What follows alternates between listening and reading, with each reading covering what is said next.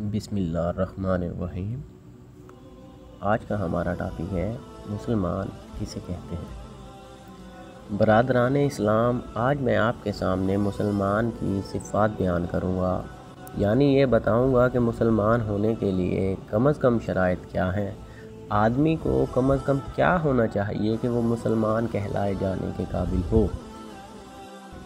اس بات کو سمجھنے کے لیے سب سے پہلے آپ کو یہ جاننا چاہیے کہ کفر کیا ہے اور اسلام کیا ہے۔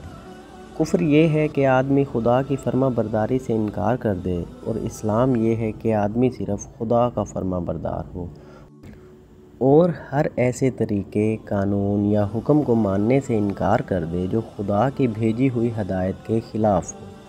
اسلام اور کفر کا یہ فرق قرآن مجید میں صاف صاف بیان کر دیا گیا ہے۔ چنانچہ ارشاد ہے، وَمَن لَّمْ يَحْكُم بِمَا أَنزَلَ اللَّهُ فَأُولَٰئِكَ هُمُ الْكَافِرُونَ۔ جو شخص خدا کی اتاری ہوئی ہدایت کے مطابق فیصلہ نہ کرے، ایسے ہی لوگ دراصل کافر ہیں۔